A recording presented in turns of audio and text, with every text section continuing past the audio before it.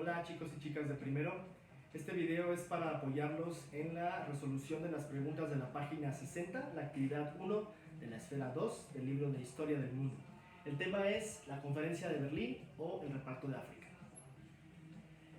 Esta imagen se las comparto para que más o menos tengamos una idea de cómo pensaban los europeos, cómo podían ellos decidir qué partes del mundo se repartían para tenerlas para sí como colonias en esta situación de ambición, de control político y económico que han tenido pues desde los últimos 5 siglos por lo menos respecto a los países y continentes que no tienen tanto poder como Europa. Bien, haciendo un brevísimo repaso de lo que es el imperialismo en el siglo XIX, hay que ubicarnos en los años 1880 y tantos, más o menos, ¿sí? En ese momento tenemos que la revolución industrial está en su máxima expresión.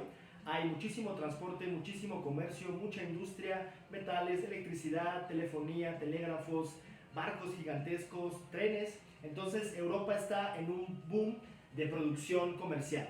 Los, digamos, jugadores más importantes en ese momento son Reino Unido y Francia, con colonias por todo el mundo. Atrasito de ellos vienen Alemania e Italia, que como sabemos, en la esfera pasada lo vimos, son países nuevos. Acaban de unificarse varios reinos para formar una nueva nación, Alemania, y lo mismo pasa con Italia.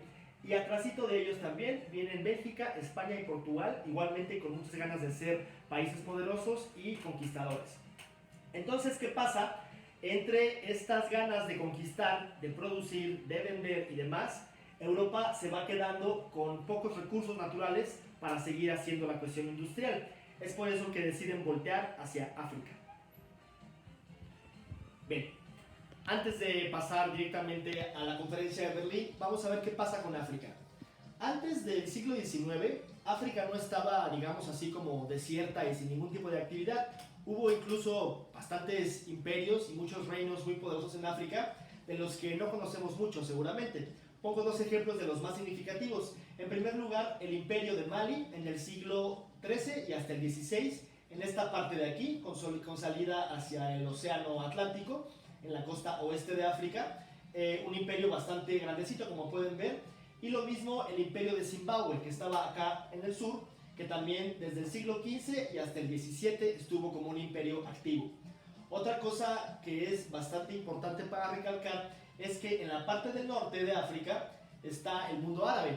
Ya existían los califatos musulmanes, todo este gran poderío de los árabes que son de la religión del Islam y que ellos no eran, digámoslo así, tan fáciles de esclavizar, porque además ya habían tenido ellos mismos conquistas en Europa y por supuesto eran también clientes de los europeos y comerciaban mucho con ellos.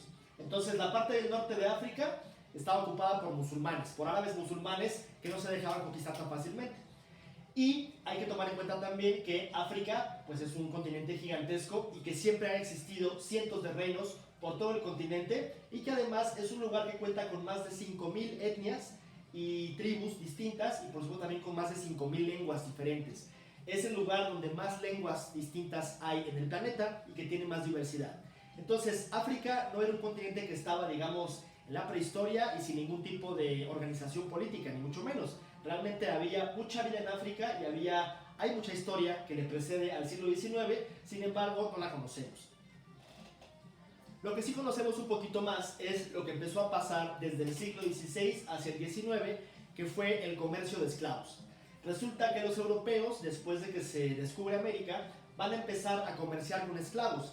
Dice esta imagen que alrededor de 15 millones de africanos fueron sacados de esta región de aquí, de la costa de los esclavos, hacia el resto del mundo. Países como Senegal, Sierra Leona, Congo, Angola, Liberia y Costa de Marfil pudieron exportar personas hacia Europa, hacia Canadá, Estados Unidos, México, incluso hacia el Caribe, América Central, Colombia, Brasil, como pueden ver, hacia todos lados.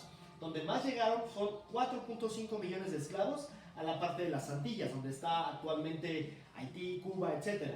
Entonces, ¿esto por qué se los pongo? Porque los europeos tienen en la cabeza la idea de que los esclavos es algo, digamos, normal para ellos, porque ellos ven que los africanos son personas inferiores a los europeos blancos. Con esa ideología es con la que ellos están haciendo esta conferencia de Berlín y van a empezar a mover sus cartas en las siguientes décadas. Entonces, en el siglo XIX, a finales, lo que estaba bastante inexplorado era la parte central de África, pero lo demás estaba listo para ser conquistado.